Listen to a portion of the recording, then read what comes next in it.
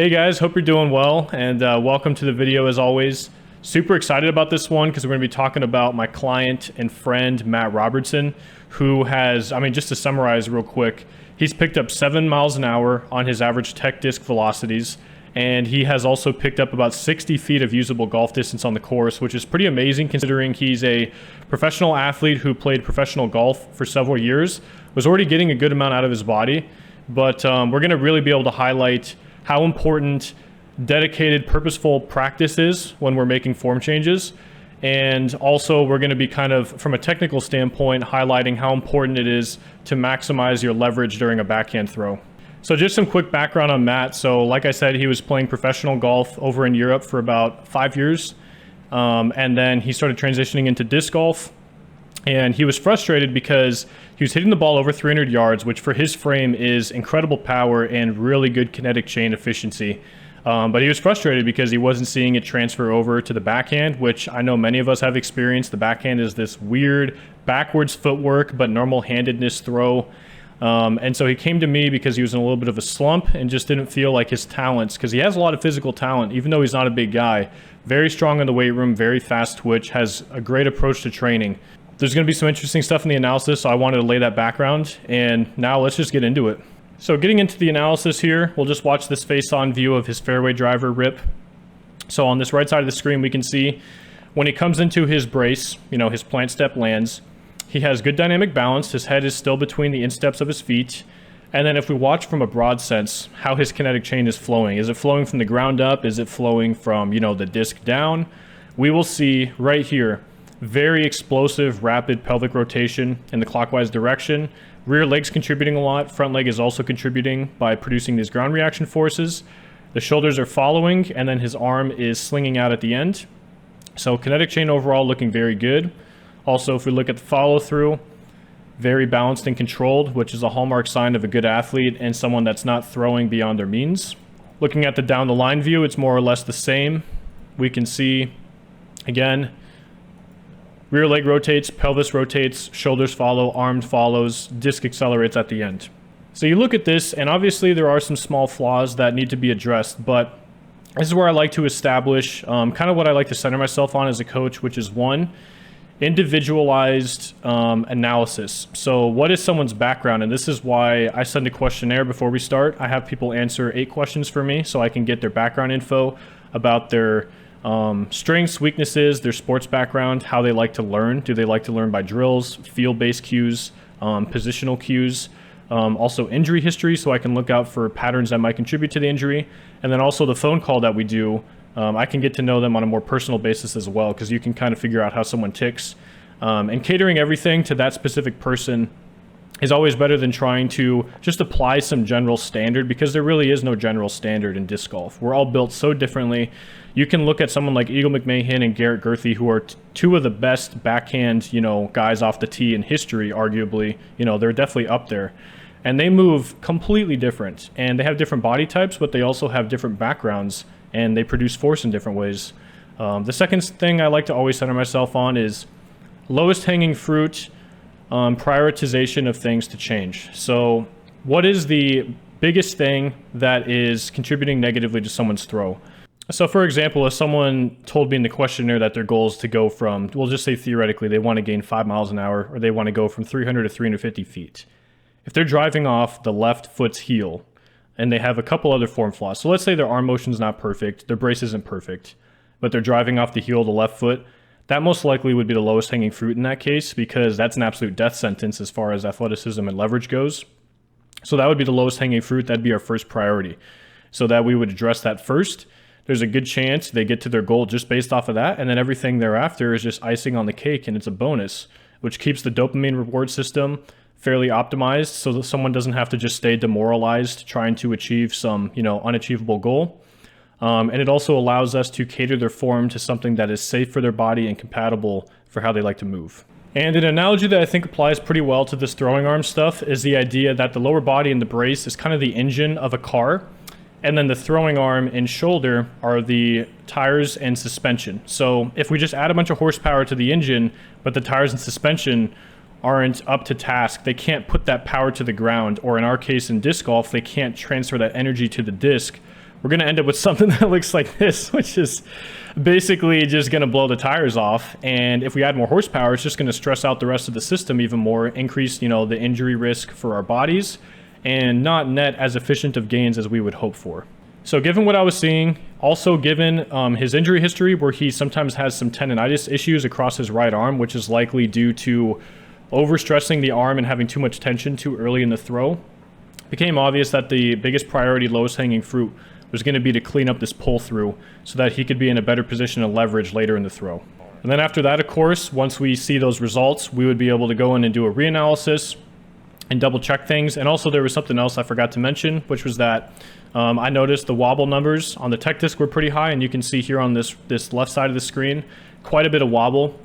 So that's something that was also kind of addressed within, the practice plan that we gave him to try to kill two birds with one stone there. So this brings us to how did we execute upon making this improvement? And going back to, the questionnaire and also the time I spent on the phone with Matt, he likes to learn by seeing how it's supposed to be done, so visual-based learning, and then transferring that into an isolated drill or some sort of stripped back drill that allows him to implement that into a real throw. So pretty much showed him like great elite throwers like Drew Gibson, Simon Lizotte, Eagle McMahon, just to see how they're doing their pull through and what that looks like to maintain proper leverage. And then we just built it into a really simple practice structure, which is the action plan I sent him. And this was pretty much just pulling it back to standstills to slow down the lower body's action, reduce a little bit of power out of the throw to maximize the chance of the arm being able to keep up properly. Because there are some physical adaptations we have to make, that isometric scapular strength being depressed and protracted, as well as getting that elbow forward and that disc deeper into the pocket are neurological but also physical adaptations. So standstills are great for that. They're also a drill that we get to still throw a disc with. Anytime you can have a drill that you're actually throwing a disc, it's always a great way to do it because it's much more likely to transfer to your full throws. So the standstill is awesome for that. And also to address the wobble, what we did is we just had him kind of warm up with putters because putters are more sensitive to wobble. And also you have to get a lot more spin rate on them because they have a lower moment of inertia, less mass distributed into the flight plate. So nice little simple practice structure, actually hilariously simple because of, especially when you look at how effective it was. So this was pretty much the next day he sent me this, and you can see this pull through is night and day. He's forming a deep pocket. He's maintaining good elbow and shoulder positions. And then if you look at here, as he leverages around the disc, clean release, and all of those launch conditions look amazing. So this was basically the next day. This is what his standstill looked like. And this is really where the most important thing is the credit has to go to the athlete in this case. Even if the coach does a good job and makes life as easy as possible on the athlete, the burden always falls on the athlete to actually execute.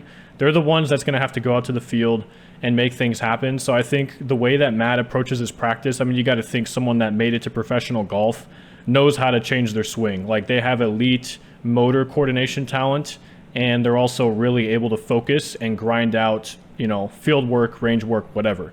So really, I think the credit has to go to him for how well he executed and how quickly he did it. And also a little side note, because Matt's nose angle was already like -4 degrees, I was comfortable giving him the putter warm up. Putters can sometimes promote nose up on some people it's not an issue. For Matt, it wasn't an issue. So I just wanted to kind of give a little disclaimer there. That always has to be kept in context. If someone's having nose angle issues, sometimes just want to be careful with how they're throwing putters. For Matt, it's not an issue. You can see this is a beautiful looking throw.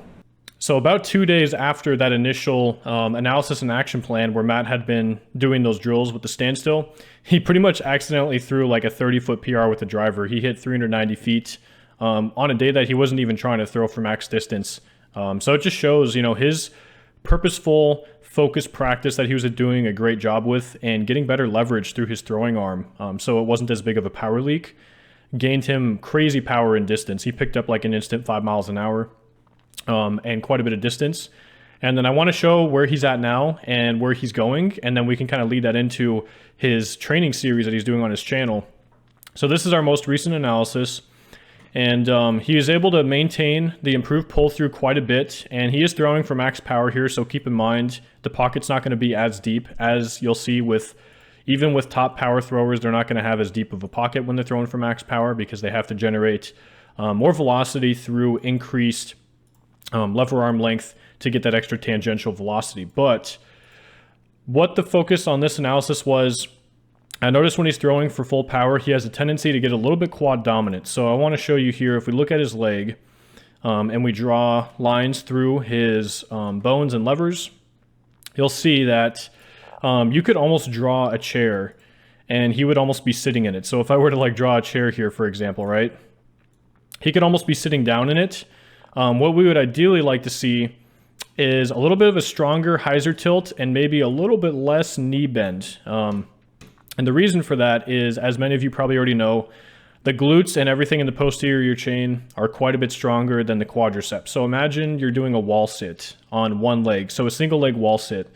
Now compare that to something like a deadlift or a good morning. You have a lot more strength when you can work through your hip extension muscles back here and your back extension muscles. So we don't want this spine to be this vertical. You can see he's on a hyzer release, but his spine angle is somewhat more of an anhyzer spine tilt relative to what we would want. So the big focus here was to get him into a more posterior dominant, posterior chain dominant brace so that he wouldn't have to rely on that quadricep as much. Because if you've seen my bracing videos, you'll know that to rotate the pelvis and to brace, this front leg, this brace leg, has to generate ground reaction forces that come back up and push into the pelvis. So we want to have the strongest ground reaction force available to us. So what we gave him was some one leg drills where he's doing a one leg stance in a hyzer tilt posture. That primes you to feel constant posterior chain engagement. So basically the one legs were the warm up to kind of prime movement patterns to carry those upward throughout the session. And then we also have him doing the bracing evolution on my video, specifically evolution 2 and 3, with an emphasis on landing in a strong hyzer tilt posture where he can feel his brace leg glute, his hip and his back, contributing more to his landing into the brace. So yeah, check out his channel. I don't want to spoil too much. That's why I didn't go as in-depth in the second analysis, because he is currently working on this stuff. So this is his channel. Make sure to check it out, Matt Robertson, DG. And he has a couple episodes, and he has some nuggets of wisdom within his practice sessions on how you can essentially organize a practice session to make really quick gains and get them to stick. Okay, so that pretty much does it. So really appreciate you stopping by and watching the video. And if you don't mind, please subscribing to the channel, especially Matt's channel, so you can follow his progress and his journey as he continues making these next changes and continues taking things to the next level. So his videos are awesome because he talks through his mindset of how he goes about his practice, and a lot of that coming from professional golf experience, which I think is really, really valuable for us to kind of witness and try to glean some information off of him. And also, again, I'll just shout out my website, nickcrush.com. I'll put it up on the screen. I can still take on more clients through my online system for both of those membership options that are available. And I'm still having a great time coaching people. So just check it out and see if it's something for you. If not, no worries, you know, no hard feelings here. So anyways, guys, I hope you guys have a great rest of your day, and I'll catch you next time.